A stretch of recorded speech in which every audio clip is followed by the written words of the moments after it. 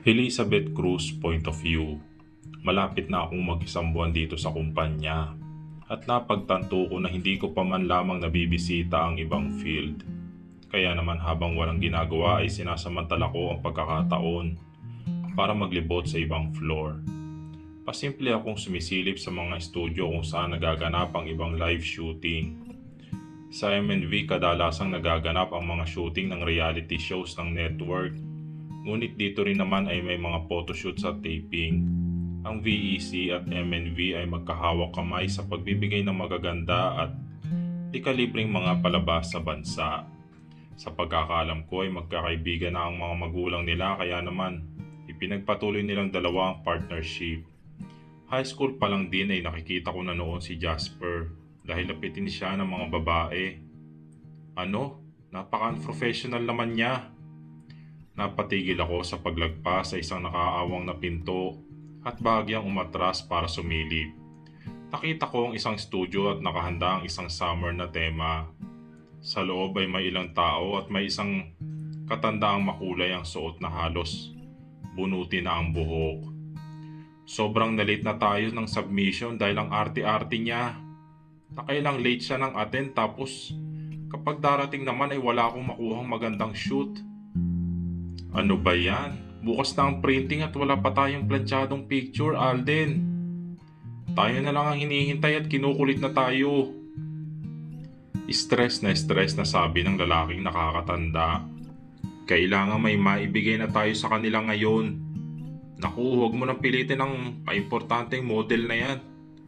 At baka nga mas may maganda at sexy pa sa kanyang babae dyan sa tabi-tabi.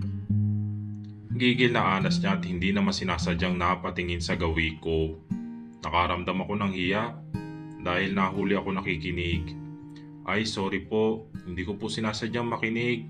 Sige po, hinging pa umanhin ko at yumukod bago naglakad para bumalik na sa opisina.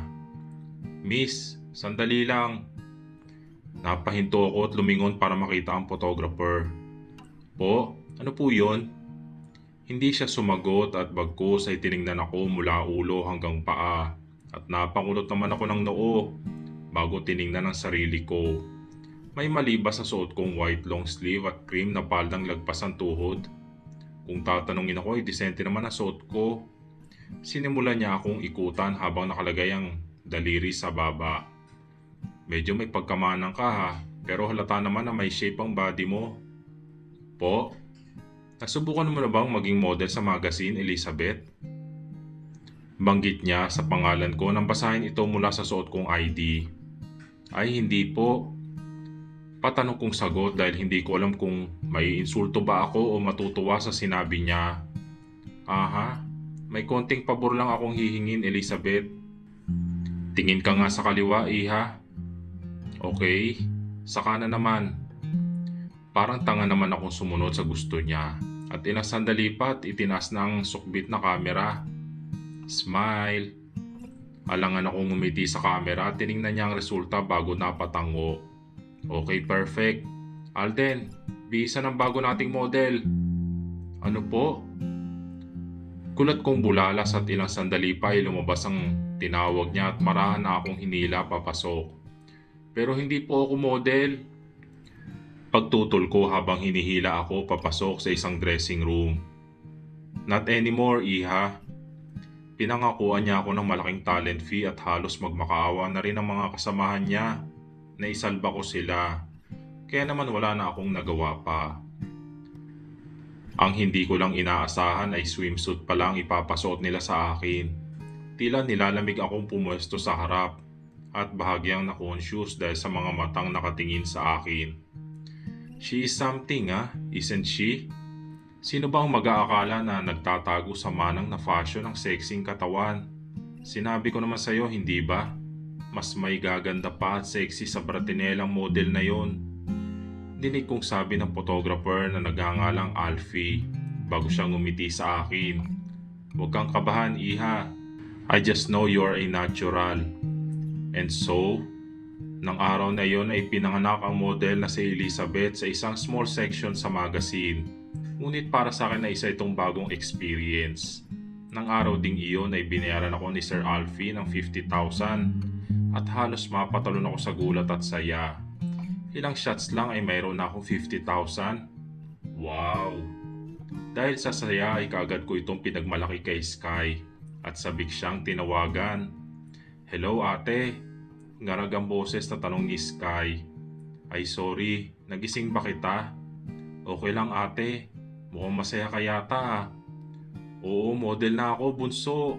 Bukas ay ipapakita ko sa iyo ang magazine kapag nailabas na. Sabi kong salita sa kanya habang hawak ang card ko na naglalaman ng pera. Pagod ka ba? Gusto mo bang kumain tayo sa labas? Wow, seryoso ka ba ate? Teka, ikaw ang model? Natatawang biro ni Sky. Ako rin ay hindi makapaniwala. Basta, game? Kita tayo mamaya sa Mang Inasal sa malapit sa bahay ah. Sige ate, libre mo ha. Wala pa kasi akong sahod eh. At baka naman bigyan mo rin ako ng baon. Ah, yun lang ba? O sige. Oras ng lunch at excited akong nag-withdraw muna ng pangkain namin at pambigay kay Sky bago sumakay sa jeep. Pagdating doon ay hindi ko pa nakita si Sky at dahil maraming tao ay umorder na ako ng paborito niyang pitso at hita naman sa akin. Habang naghihintay ay kinalikot ko ang bago kong phone. Unti-unti na akong nasasanay sa paggamit nito at maging sa paggamit ng mga applications. Sinubukan kong buksan ang account ko, ngunit hindi ko maalala ang password. Kaya naman hinayaan ko na lang ito at nag-enjoy sa panonood sa mga videos na kung ano. Wow, wow, wow! Ang taray naman po pala natin sa phone. Panunokso ng bagong dating na si Sky. Naupo sa tapat ko at nanlaki ang mga mata na makita ang hawak ko. iPhone 12. Wow ate! Iyan ba ang tawag dito? Biglang ito sa akin ni Zeus. Ate, alam mo ba kung magkano yan? Mangha pa rin yan tanong habang hindi nawawaglit ang tingin sa phone. Hindi eh, pero mahal to hindi ba? Tiningnan lang ako ni Sky na parang hindi makapaniwala. Ate, hindi yan bababa sa 50,000. Muntik ko nang maibagsak ang hawak na parang napapaso itong binitawan. Ano? 50,000? Kapresyo na ng binayad sa akin sa pagmomodel. Grabe naman para sa isang cellphone. Gulat na gulat kong tanong habang nakatingin sa bagay na kapresyo ng maliit na klase ng negosyo. Iyan ang pangarap kong phone. Napatingin ako sa kapatid ko at walang pag-atubaling inabot ang phone. Sa'yo na lang bunso, hindi ko naman kailangan yan eh. Simpleng cellphone lang ako ay okay na. Ayoko nga ate. Bigay niya sa'yo yan eh. Mamaya magalit pa yun sa'yo. Tanggi niya sabay tulak ng kamay ko at ibinalik ko na lang ito sa bag ko. Dahil nakita kong parating na ang order namin. Sinulit ko ang oras ng break ko na kasama si Sky. Kagaya ng hiling niya ay binigyan ko siya ng 5,000. Bilang baon at kahit na anong tanggi niya ay pinilit ko ito sa kanya. Matapos nito ay naghiwalay na kami. Matapos ko siyang ihatid sa sasakyan ng tricycle. Inakala kong walang magiging problema dahil para sa akin ay maliit na bagay lang naman ang mag-post ng mga nakabikini at ilagay pa ito sa magazine. Ngunit isang bagay ang nakakaligtaan ko at ito ay ang katotohanan hindi ko na nga pala sakop ang aking buhay at may taong nagmamay-ari sa akin. Kinagabihan matapos ma-print ang magazine at nang makauwi ay bahagya pa ako nagulat nang makita ko si Zeus na nakaupo sa sala. At halos bumaliktad na sikmura ko na makita kung anong bagay na hawak niya. Tell me why I should not have your company fire the people behind this photo. Kalmado, ngunit alam mo nagbabadya lamang ang sabi niya sabay hagis ng magazine sa paanan ko. Napalunok ako habang nakatingin sa magazine. Hindi naman ako nakahubad, sus. Isa pa, ako ang pumayag na maging model nila. Kinakabahan kong sagot sa kanya. That is not the issue. Sana nagpaalam ka sa akin. Don't you know how many men will lust over your body and possibly jerk off to it? Napapiksi ako nang tumaas na ang boses niya. I'm sorry. Ilang sandali siyang natahimik bago nagpabuntong hininga. Make up for it. Wala akong gagawin na tatanggapin ko yung ginawa mo. Pero kailangan mo akong kumbinsihin. Dumagundong ang puso ko sa sinabi niya. Ano yun? Hindi siya kaagad na sumagot at imbis ay ibinuka niya ang kanyang mga hita. I've been too kind to you, Elizabeth. Maglaro tayo. I am not kind and patient man. You haven't shown me your worth. Alam mo ba yon? Nanginig ang mga tuhod ko sa request niya. Tanda mo ba ang sinabi ko? Sa kada bagay na ginawa mo na hindi ko magugustuhan ay madadagdagan ang oras na kasama mo ko. Pagpapaalala niya sabay sandal.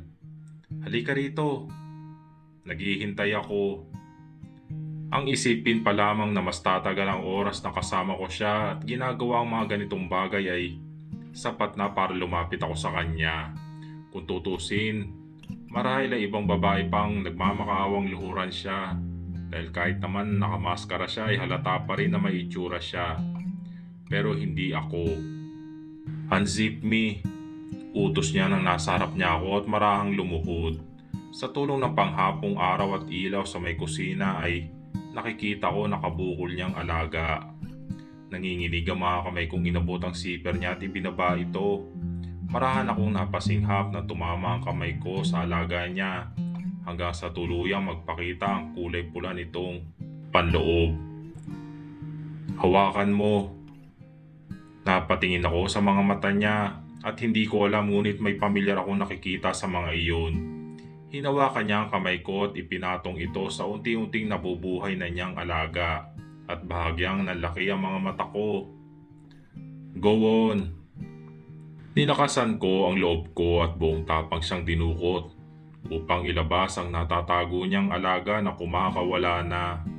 Hinawakan ko ito sa kamay ko at parang natutuyuan ng laway. Hindi naman na ako bago sa ganitong gawain kung tutuusin. Ilang beses ko na itong nagawa noon kay Godric. Ngunit iba ang sitwasyon dahil mahal ko ang pinagsisilbihan ko noon. Gawin mo na, Elizabeth. Gawin mo na para matapos na. Bakit ka ba nagpapakabirhen? Tudyo ng konsensya ko. Sinimulan kong igalaw ang kamay ko pataas at baba sa kanya. Halos hindi mag-abot ang mga daliri ko sa size niya at bahagya ako napapiksi nang abutin niya ako at ilagay ang kamay sa likod ng ulo ko para palapitin. Hindi mo ba nakikita? Hinihintay ka niya. Malalim ang boses at puno ng pagnanasa niya sabi. At kung posible pa ay mas lalo siyang nabubuhay sa kamay ko. Ibinuk ako ang bibig ko at pinasok siya sa loob ng aking bibig. Sa una ay naduwal ako dahil matagal ko na rin itong hindi nagawa. Ngunit sa malambing na boses ay tinuruan niya ako at marahang iginiya ang ulo ko sa paggalaw. Maalat na manamis-namis. Iyan ang lasa niya. Siguro ay mahilig siya sa pineapple. Dahil noon ay madalas kumain ng pineapple si Godric para tumamis ang lasa ng katas niya. Teka, tigilan mo nga ang pag-iisip mo sa kanya, Elizabeth. Ibang lalaki ang kaharap mo, tapos ang ex mo pa rin ang iniisip mo. Nakuha ko ang tamang tempo na gusto niya at habang pinapaligaya siya ay tiningnan ko siya at nakitang nakatingala siya. Dinig ko ang may hinang daing na nagmumula sa kanya at kasabay ng malalim na paghinga niya. Ayaw ng aking puso at isipan, ngunit bakit nakakaramdam ako ng pamilyar na sensasyon sa ginagawa ko sa kanya? Ayaw ko ng ginagawa ko, ngunit bakit nararamdaman ko ang sarili kong pumipintig sa isiping napapaligaya ko siya na sa ikalawang pagkakataon ay may lalaki akong pinagsisilbihan at nasa kamay ko ang kaligayahan nila. Muntik ko nang makalimutan. Muntik ko nang makalimutan ang pakiramdam na parang ang lakas-lakas mo. Dahil kayang-kaya mong gawin sa kanila ang gusto mo. Mahina sila sa mga kamay at bibig mo. Sige pa, that's it. Ang init ng bibig mo. Ungol niya at pinigilan ko ang sarili kong mapadaing dahil sa boses niya. Hinigpitan niya ang sabunot sa buhok ko, ngunit hindi ito sapat para nasaktan ako. Ginanahan ako sa sinabi niya at mas binilisan ang ginagawa. Una dahil gusto ko na itong matapos, at pangalawa ay dahil gusto kong makita ang mukha niya kapag dinatnan na siya. Nang humigpit ang sabunot niya sa akin at pumintig siya sa bibig ko ay alam kong lalabasan na siya kaya naman Iniluwa ko siya at ginamit na lang ang kamay ko para tapusin siya. Hindi ko inalis ang mga mata ko sa kanya at ganun din naman ang ginagawa niya. Malakas siyang napamura na pumulandit ang sumasagana niyang katas at bahagya akong umiwas para hindi tumama sa akin. Ngunit may ilan pa ring tumama sa pisngi ko. Kaagad ko siyang binitawan at kumuha ng tissue sa mesa bago pinunasan ang pisngi ko at ang bibig ko. Didn't know you have it in you, Elizabeth. That's by far the best head I've ever gotten. Hingal niyang sabi na hindi nag-abalang itago ang sarili at imbis ay nilaro-laro pa ang sarili. Ginawa ko ang gusto mo kaya sana ay tumupad ka. Itutuloy.